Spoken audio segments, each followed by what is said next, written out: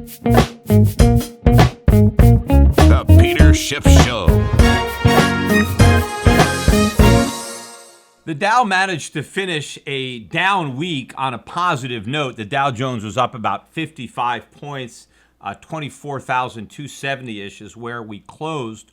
Although intraday, we were up better than 250 points. So most of the losses came towards the end of the day as the Dow was not able to hold on to all those gains. It held on to some of the gains, but Russell 2000, not as lucky. That index ended up finishing a down week, down on the day. Probably the difference is the oil stocks, which are really helping out the Dow to a lesser extent, maybe the S&P 500. And that also closed positive on the day, but just barely and well off the intraday highs. You know, while we're talking about crude oil, we were up again today. In fact, we haven't even finished trading as I'm recording this, but I'm looking at it right now. It's at 74.40, up 95 cents, right near the high of the day, which I think so far was 74.46. So almost 74 and a half. Oil is just a powerhouse. You know, for those of you who say, hey, Peter Schiff, you haven't gotten anything right since 2008, you know, I beg to differ. I mean, I've gotten some things right, I've gotten some things wrong, but one of the things that I've nailed this year is the oil market. I was very bullish on oil early in the year. I was saying that oil prices were headed up to $80 to $100 a barrel by the beginning of the year. When the year started, we were barely above 60. And so 80 still looked like it was far away, but I was pretty sure that we were going there. And obviously we're not there yet, but the year is only half over. And we're a lot closer to 80 than halfway. I mean, another $5.50 and we're at 80, but I don't think we're going to stop at 80. I think it's going to be somewhere between 80 and $100 a barrel. The question is, you know, what is driving crude oil right now? Because the dollar is rising. Now, today it didn't rise. Today the dollar index got smoked. Some of that had to do with some political news that was announced last night in the Eurozone regarding immigration. But the dollar wasn't just weak against the euro today. It was weak across the board. All the currencies scored big gains. The dollar index back down below 95, 94.63. Remember, I said on my last podcast, I didn't think there was much room above 95 for the dollar index to rise. And so far, I'm right about that resistance level as it couldn't hold it again. And so the dollar broke down today. But overall, the dollar has been strengthening the entire time that crude prices have been rising. And normally, you would expect the opposite. It's normally when you have a weak dollar that oil prices go up. Not a strong dollar, but now we're getting a strengthening dollar and we're getting rising crude oil prices. Now, some of that could be geopolitical, but, you know, I think a lot of it might have to do with China buying some oil. And the reason I think that the Chinese might be buying oil is we know the Chinese have been talking about selling U.S. treasuries and, of course, selling dollars. Well, if they are doing that, what are they doing with the dollars they're selling? Maybe they're buying oil. I mean, why not? I mean, why not stockpile oil, right? I mean, you're going to need it eventually. I mean, it's better than stockpiling U.S. treasuries. I mean, what good are they going to do you? Especially if you know that eventually the dollar is going to go down and oil prices are going to go up. Why not load up on oil now? And that, you know, you kill two birds with one stone. And also, talking about killing two birds with one stone, maybe they still kill three, because maybe some of the oil that the Chinese are buying, it's American oil that we are exporting to China. You know, Trump has been demanding that the Chinese reduce their trade surplus. Well, be careful what you wish for, Donald Trump, because maybe the way the Chinese are going to reduce their trade surplus is by selling treasuries and buying our oil, which is a rotten deal for us because now we got to find new buyers for our treasuries. Meanwhile, we lose oil that we need, and now the price of oil is going up for Americans because more oil is being exported to China. Now, that's probably not what Trump had in mind when he wanted China to buy more American products. Maybe he wasn't thinking that the product they would buy would be oil. But hey, what difference does it make? If they can bring down their trade surplus, then they, you know, Trump got his wish, right? And so they could be killing three birds with one stone. But if the Chinese are buying oil with their dollars, how much longer before they've had enough oil and start buying gold? Because the fact that oil prices keep on rising and the price of gold is going nowhere, how long is that relationship going to maintain? not for longer. Either oil prices are going to have to come crashing down, which I doubt is going to happen, or gold prices are going to have to come shooting up, which I think is more likely. In fact, we did get below 1250 today.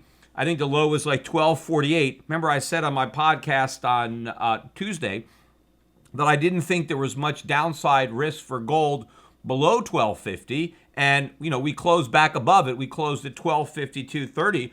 Also, even though gold was down about $17 this week, most gold stocks were positive. In fact, today was a pretty big day for gold stocks. Some were up 3-4%. The overall gold index, GDX, was up 1.7% on the day. It was up 0.5% on the week. We had gains in gold stocks yesterday. So even as the price of gold is down, gold stocks are rising, because I think what the market is telling us is that this is the bottom for gold, and the gold stock investors think that there's likely to be a short-term rally in the price of gold. And I agree.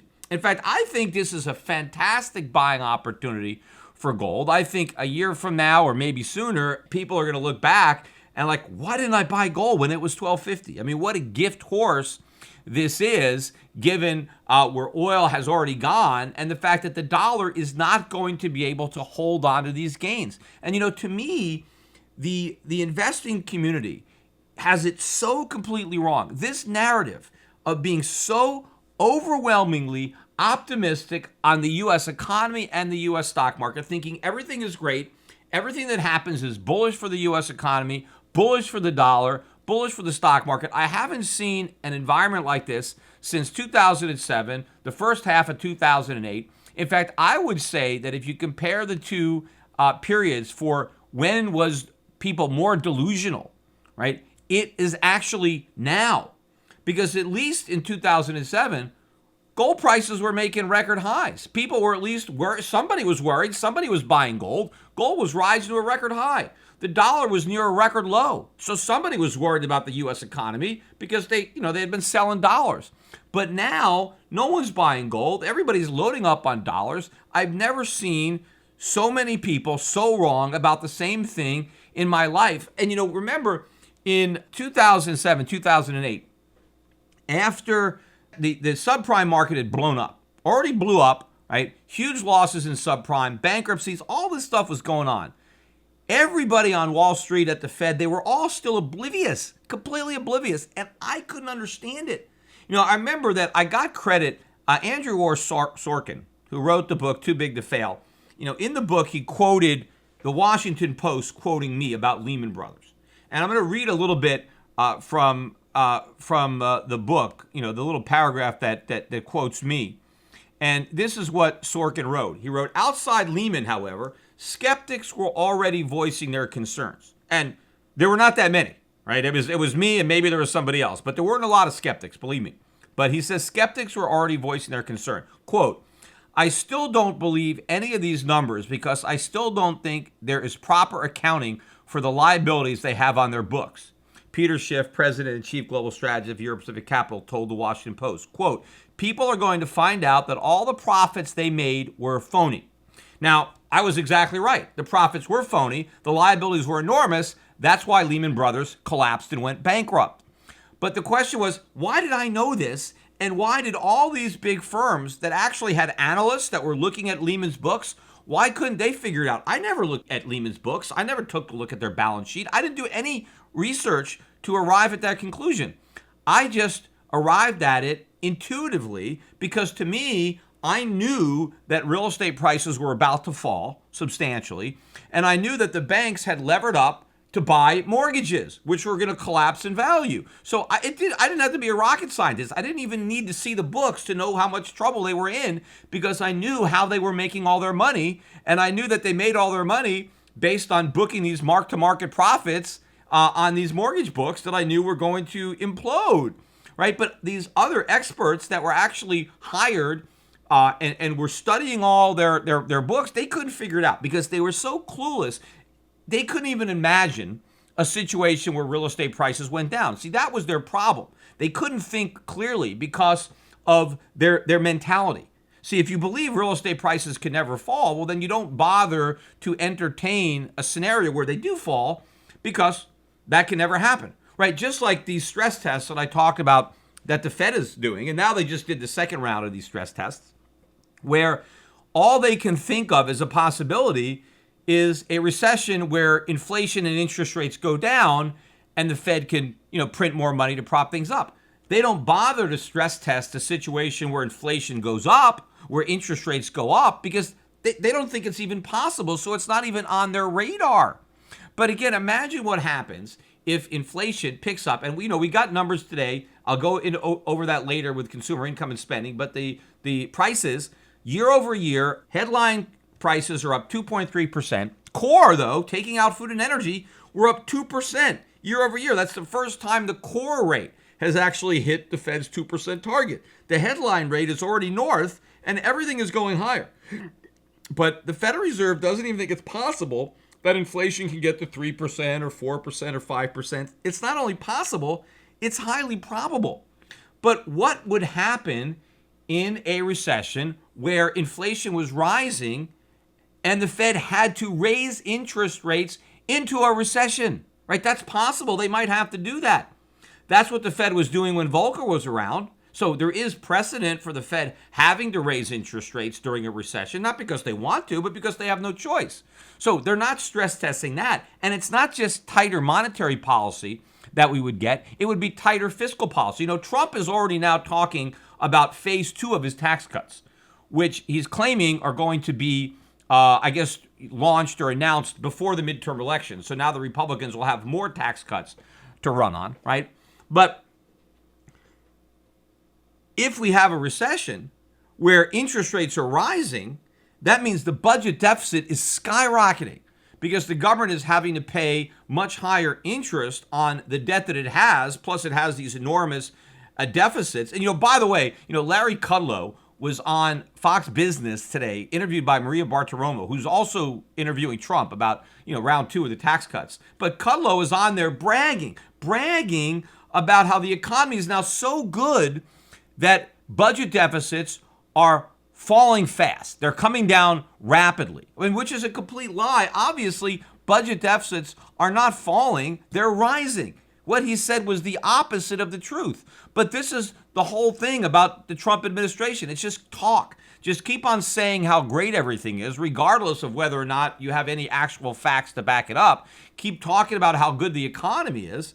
And you got a guy like Kudlow saying that because the economy is so strong, deficits are falling fast when they're actually rising rapidly. And a lot of the commentators picked up on it. There was a lot of press that he got about calling him out on that. The person who didn't call him out was Maria Bartiromo, who's like so, starstruck, by Kudlow and by the president. I mean, she just kisses his ass the entire interview and is just giving him one softball after another about how he's not getting credit and the president's not getting credit for the great economy and all this stuff that's happening, right? All this nonsense. Because nobody in the financial media wants to call the president out because they all want to maintain the illusion or delusion that the economy is so strong, that everything is great. And I'm going to get to the GDP numbers a little bit later in this podcast. But just so I stay on this train of thought, what happens if the interest rates are increasing the cost of servicing the national debt and the deficits are rising,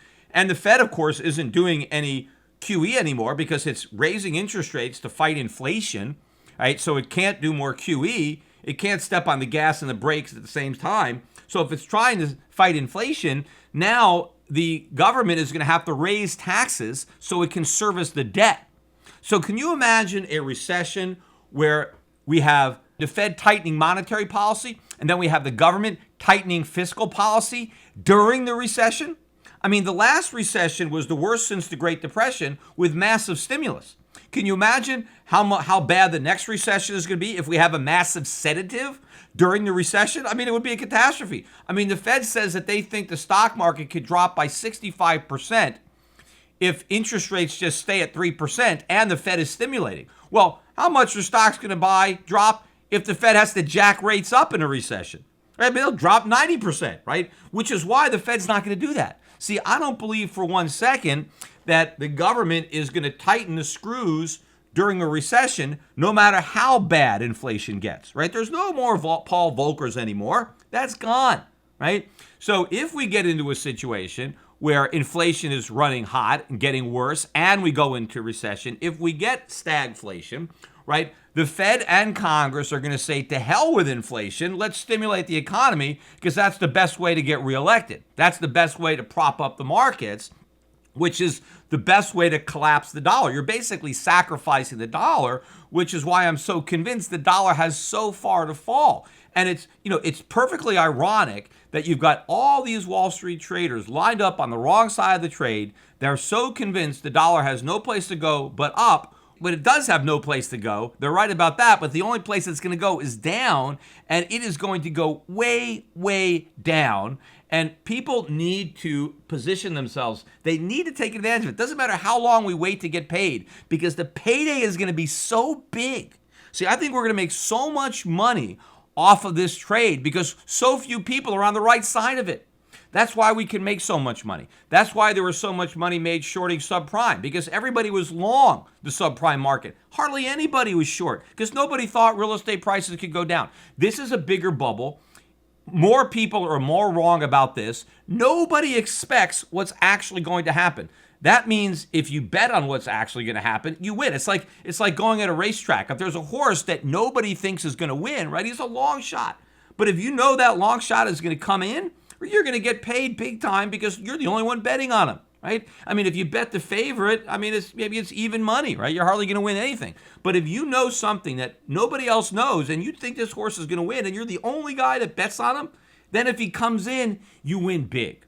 And that's where I think our clients, my clients, Euro Pacific Capital, me personally, that's how I think we're positioned. I think we're positioned to win big because everybody is betting on the opposite outcome to happen, just like they were betting on it in coming into 2008.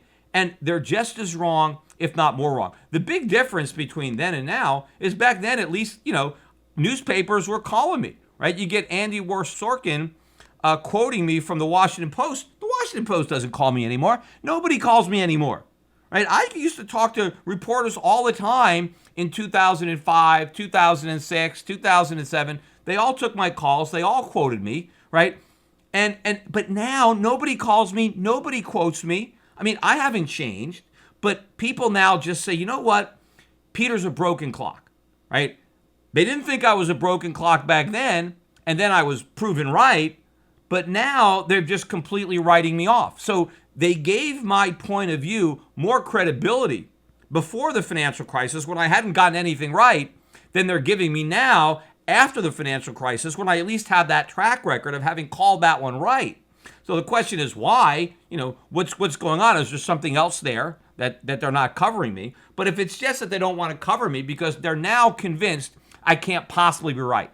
In 2007 and 2006 and 5, they thought, well, it's a long shot. He's probably not right, but let's just publish his opinion because you never know. I mean, crazy things happen. It's possible this guy is right. So let's quote him.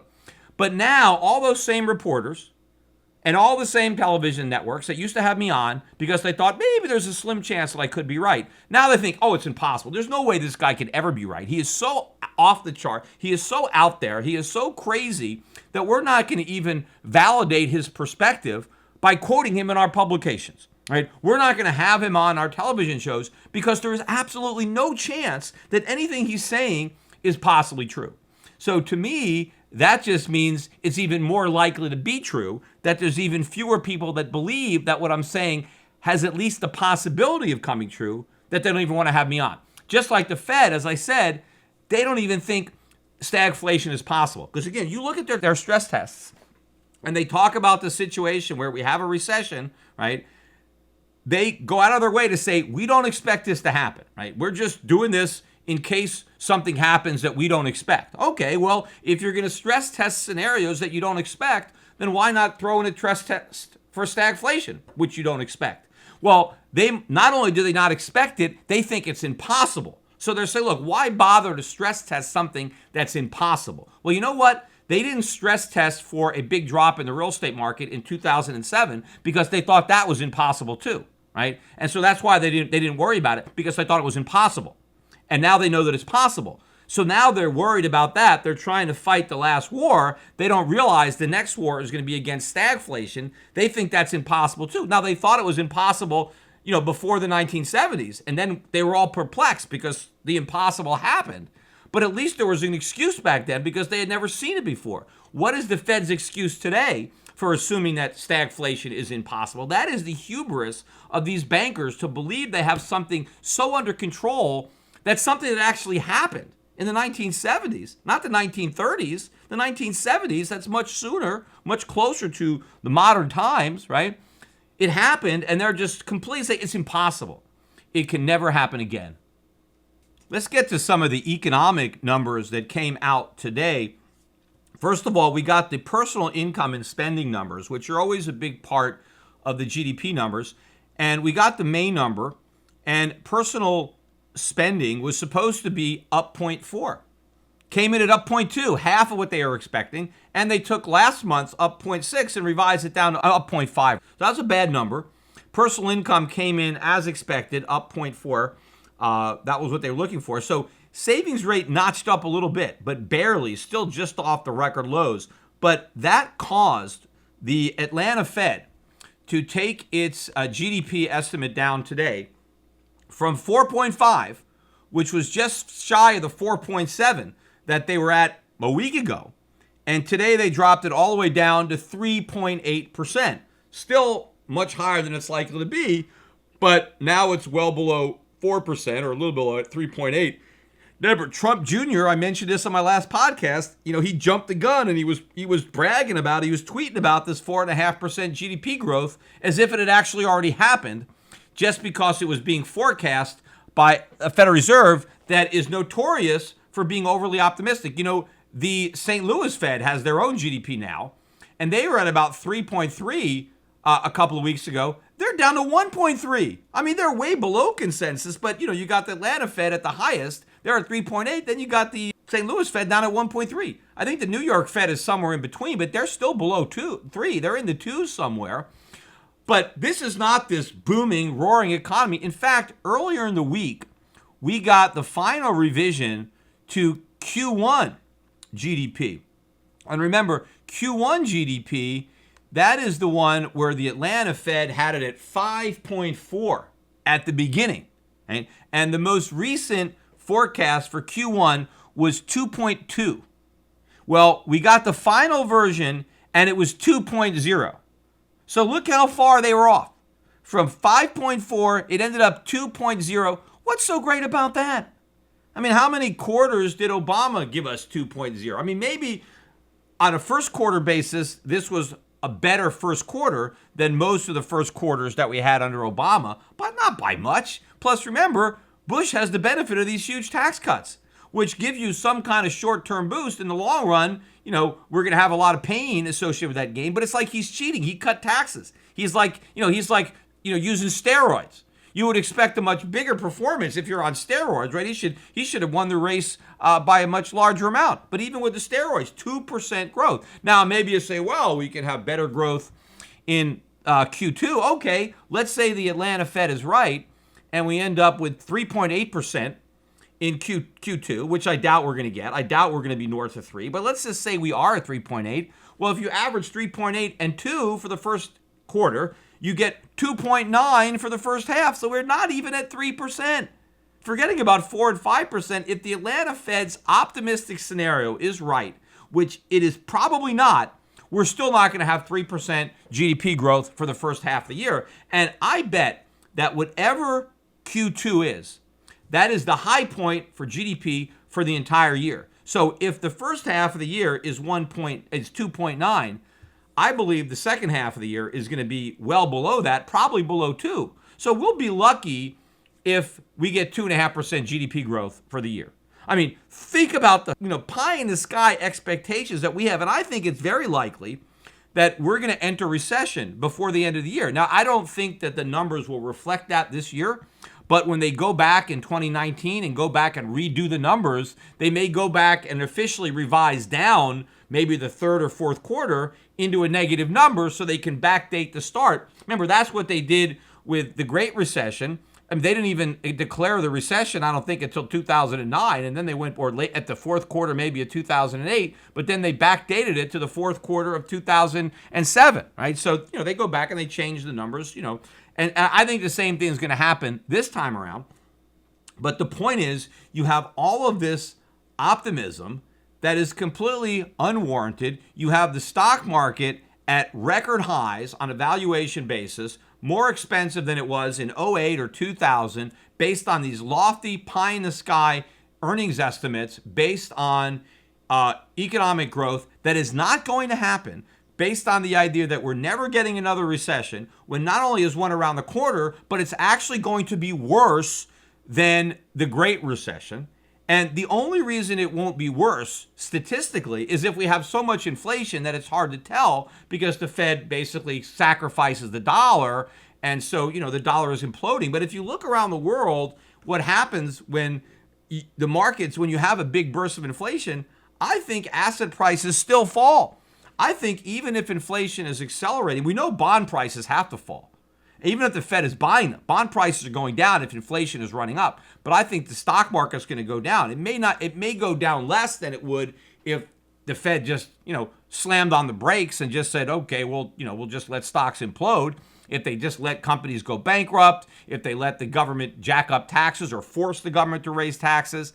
But if they bail the government out, if they try to bail the banks out and bail investors out by, printing all the money, then I think they will limit the nominal downside in the market. But in real terms, right, the price of stocks in terms of gold as a result of inflation, stocks will lose a lot more value in terms of gold under the scenario where the Fed just gives in to inflation than would be the case if the Fed actually fought inflation and just let the chips fall where they may. But I just think politically, the odds of that are very, very slim. So I want to bet on the outcome that I think is most probable. Finally, again, let me wrap this thing up by talking about Bitcoin, because I've got a debate on Monday sponsored by Reason I think it's in Soho in New York, with Eric Voorhees, who's going to be debating positively for Bitcoin. The topic is Bitcoin a bubble or something like that, or is it going to change the world or whatever? And, Eric Voorhees obviously is going to be arguing in favor of Bitcoin and that it is revolutionary and that it's going sky high. And I'm going to be taking the opposite point of view, that it's just a bubble, it's a fad, that it's going to implode, and it is not going to replace the dollar, the euro, or any currency as money. That as bad as the fiat monetary system is, the crypto system is even worse and is likely going to collapse first. So that's going to happen Monday. I know they sold out the event. I'm sure it's going to be up on YouTube, as these debates often end up on YouTube, so everybody will have an opportunity to listen to it. Meantime, as I am recording this, Bitcoin is still trading below the supposed 6,000 support level. The low overnight, and I'm looking at Bitstamp, and I know this is just one of several exchanges, but on Bitstamp, the low today was 5,774 for Bitcoin. It's about 59.50-ish as I am recording this, so still hanging out below the 6,000 level. I think even more important, though, than just Bitcoin itself is all the altcoins and just how they're losing value even faster. I'm looking at the percentage of total market cap that Bitcoin represents. It's now up to 43.1%. It's been creeping higher and higher as the total market cap of all the cryptos has been going down. As I'm talking now, it's 236 billion and change for the total market cap. But if you look at the charts, I would say that Bitcoin dominance is going to rise back above 50%, getting close to 60% again. I don't know if it's going to get above 60%, but I think it's going to go through 50 on this correction. This isn't a correction. This is the primary trend now, which is down. So I think we're going to get to where Bitcoin is somewhere between 50 and 60%, maybe even close to 60% of the total market cap before we have a correction and then we have a rally, right? This is the going down is the right thing to do. So if it goes up, we're just correcting the downturn until the next downturn. But I think the market cap is going to fall on this decline. My guess is it's going to fall somewhere between 150 billion and 200 billion, and probably closer to 150 than 200. But I think somewhere in there, right, you're going to get some buying, right? Because still, people are bullish. Nobody wants to sell, right? And no one is worried. And in fact, people would feel they're foolish to sell because, hey, well, why should I sell my Bitcoin for 6,000 when it used to be 20,000, right? They're still focusing on the 20,000. So they're not scared about losing the 6,000 they have left. They're greedy. They want the 20,000 back. They want more. When the market bottoms out is when they're just worried about what they have left. When they're down to their last $500 and they want it, right? They don't want to lose that too, right? That's the point where you get the capitulation, where you're not greedy to get the highs. You're fearful of losing what little you have left. And we're not even close to that. In fact, I was laughing. I was talking about CNBC on Fast Money. And yesterday, they're promoting somebody who's going to be bearish on Bitcoin. They're like, we got a Bitcoin bear, and you won't believe how low he thinks Bitcoin is going. I'm like, oh, really? They're going to put someone on? They're a bear who's going to talk us? They never do that, right? Everybody is bullish, right? And so they bring this guy on, and he's like, yeah, well, I think Bitcoin's going down. And it's like, well, how low do you think it can go? And basically, well, another 10%. 10% down when we're at 6,000. You think the risk is another 10%? I mean, that's a bear. And then he was saying, but if you're a long-term buyer, you should be buying now because, there's not that much risk. This is the bear. This is the best they can do. Even when they bring on a bear, he's a bull, right? He's still a crypto bull. He still believes. He just thinks there's maybe another 10% downside. Why don't they bring on somebody like me, who actually thinks that, it could go all the way down, that the whole thing is a bubble. Here's the irony of it all when it comes to these guys on Fast Money. Because they used to make fun of me when they would have me on. And they made fun of me because I believed all this nonsense about the Fed and fiat money and, the Fed is the dollar is going to collapse because they're printing too much money. This monetary system doesn't work, right? People should be buying gold. See, the crypto people say all the same things as me, except they say buy Bitcoin instead of gold, right? They're there, they're critical of the Federal Reserve, the monetary policy. We need a competitor to dollars or euros or yen. All these central banks are creating a problem. They're printing too much money and the banking system is flawed. So they say the same thing as me, but their conclusion is, so buy Bitcoin, right? And now these guys have all the credibility, all the respect. They'll have them on the air all the time. They won't make fun of them for their rationale for buying Bitcoin, but they make fun of me for my rationale for buying gold, right? We have the same criticisms of the central banks and the monetary system. We just have a different investment recommendation to guard against it. But my perspective is completely discounted. I'm a nut. I'm crazy. This is all impossible. Well, why don't they say the same thing to these Bitcoin guys? Oh, well, what's the point? Why would anybody need a replacement for the dollar? The dollar is so sound. The Federal Reserve is so great. Why would anybody need Bitcoin, right? They don't say that nonsense. They're in love with Bitcoin, right? Oh, this is great. So they are so captivated by the rise in the price that they can't even think clearly because, this is a bubble, right? Even people who would normally be against it are caught up in it.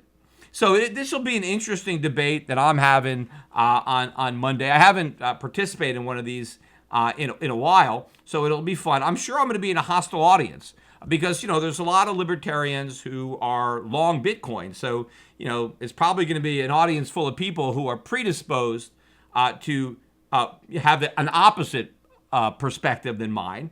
And so we'll see if I'm able to convince many people not only that I'm right, but to actually sell their Bitcoin. See, that'll be interesting because there's going to be an audience full of people that own Bitcoins.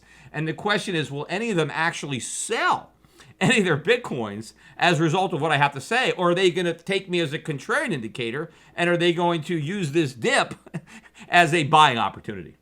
Hey, my final thought as I'm looking at my YouTube channel, I'm noticing that I'm finally getting close to having 200,000 subscribers.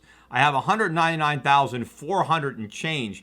And, it's been a long time. I've been promoting or doing videos on YouTube for a long time. I look on the channel. I started with my first video on March 17th, 2009.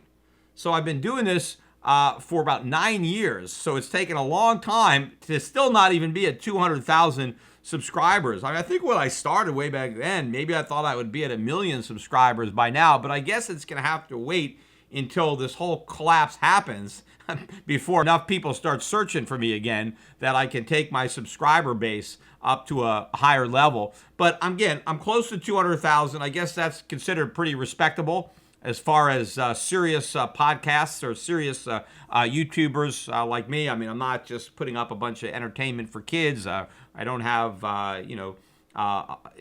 the normal type of stuff that would generate a lot of subscribers. So it's still not that bad. But, if you haven't yet subscribed to my YouTube channel, a lot of people, of course, they listen to my podcast, not on the YouTube channel. Some people listen to it on YouTube, but most people probably don't. But if you're not subscribing to my YouTube channel, go ahead and subscribe and help put me over the top so that by the time I do my next podcast or video blog, whatever, next week, that maybe I can be over the 200,000 mark. In fact, maybe you can be the person to put me over the top, right? If you happen to be, you see that 199, 999, you can actually be the 200,000 subscriber.